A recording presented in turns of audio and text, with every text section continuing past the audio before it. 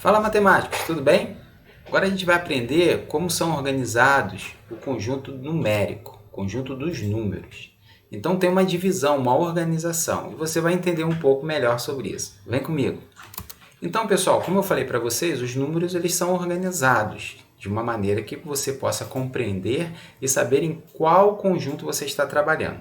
O primeiro conjunto que eu quero apresentar para vocês é o conjunto dos números naturais. Está aqui, ó. Conjunto dos números naturais, e eu represento pela letra N, tá certo? Eu costumo falar com meus alunos que os conjuntos naturais a gente não tem como esquecer, que naturalmente a gente está acostumado a falar eles, né? 1, 2, 3, opa, faltou 2 aqui, 1, 2, 3, e assim vai. Ou seja, naturalmente a gente fala esses números, o jogo foi 0 a 0, eu quero 1 quilo de arroz, eu quero 5 pães, então naturalmente a gente fala. Só que a gente também tem os números negativos, e esses números negativos a gente chama então de números inteiros. Então vamos ver quais são os números inteiros. Então eu vou botar aqui, ó, o símbolo dele é um Z, tá certo? Esse Z é um pouquinho diferente, ou somente o Z, tanto faz.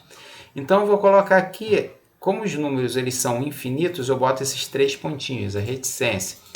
E eu vou começar por o número 2, menos 2, ó, menos 2, menos 1, 0, 1, 2, e ele continua, vai embora, porque os números são infinitos, tá certo? Então veja, os naturais eu só estou pegando do 0 em diante positivos, os inteiros eu estou pegando todos os números, os negativos e os positivos, desde que sejam inteiros.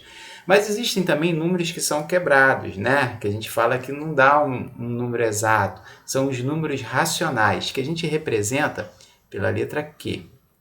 Então, o que são os números racionais? Vamos fazer por símbolo. Na matemática, a gente usa muito símbolo para resumir aquilo que a gente quer, para generalizar. É o número P dividido por um número Q.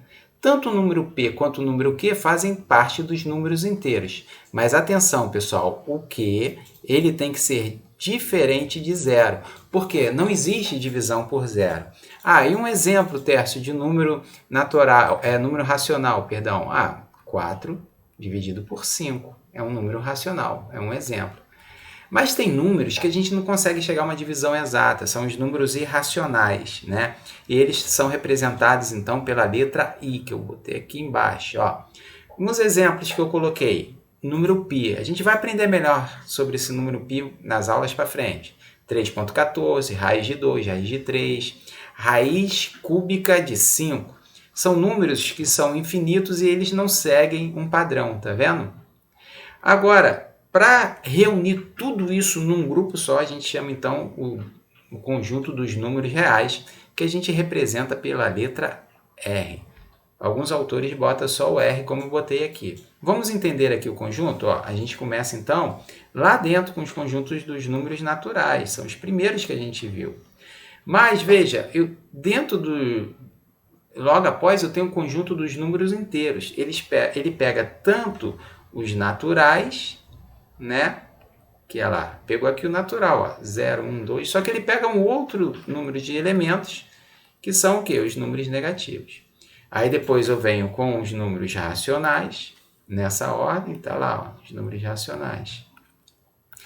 Tércio, mas calma aí, racional é fração? Sim, mas olha só, se você pegar, por exemplo, vou botar aqui ó, nesse cantinho, um exemplo aqui, ó. Opa.